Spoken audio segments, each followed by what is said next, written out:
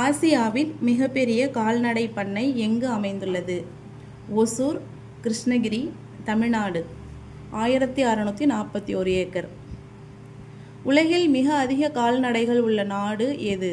India, 281 million.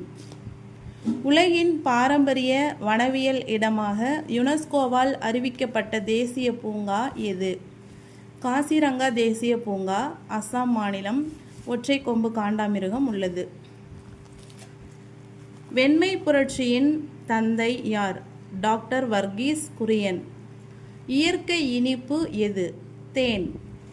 திரவ தங்கம் எது? தேன். Blue cross அமைப்பு இந்தியாவில் யார் உருவாக்கியது? Captain V Sundaram, Chennai, 1959. தமிழ்நாட்டில் எப்போது அதிக வெப்பம் பதிவு செய்யப்பட்டது? 2003ஆம் ஆண்டு மிக அதிக அளவு வெப்பம் பதிவு செய்யப்பட்டது. 48.6 டிகிரி செல்சியஸ் திருத்தணியில். தமிழ்நாட்டின் எல்லைகளை பகிர்ந்து கொள்ளும் மாநிலங்கள் எவை? வடக்கு பக்கம் ஆந்திரா, வடமேற்கு கர்நாடகா, மேற்கு பக்கம் கேரளா, கிழக்கு பக்கம் வங்காள விரிகுடா, தெற்கு பக்கம் இந்திய பெருங்கடல். சதுப்பு என்றால் என்ன? எளிதாக நீர் வடியும் தாழ்வான பகுதி. தமிழ்நாட்டின் இயற்கை அமைப்பு எத்தனை பிரிவுகளாக பிரிக்கப்பட்டுள்ளது? 4 பிரிவுகளாக.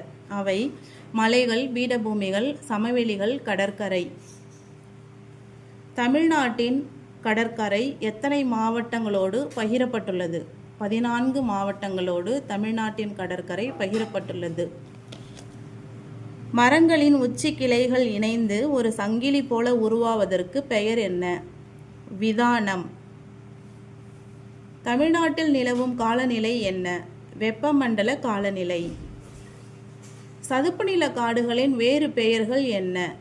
அலையாத்தி காடுகள், மாங்குரோவ் காடுகள், சதுப்பு நில காடுகள், டைடல் ஃபாரஸ்ட்.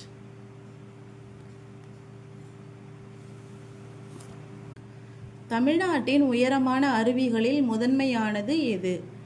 தேனி மாவட்டம் தேவதானம்பட்டியில் உள்ள தலையாறு அருவி. பாம்பன் பாலம் எங்குள்ளது? எப்போது திறக்கப்பட்டது? ராமேஸ்வரம், 1914. தமிழ்நாட்டில் உள்ள பீடபூமிகள் எத்தனை? 3. தமிழ்நாட்டில் உள்ள பீடபூமிகளின் பெயர்கள் என்ன? பாராமஹால் பீடபூமி, கோயம்புத்தூர் பீடபூமி, மதுரை பீடபூமி. தமிழ்நாட்டில் மிகவும் புகழ்பெற்ற செங்குத்தான பாறை எது? மலைக்கோட்டை, திருச்சி.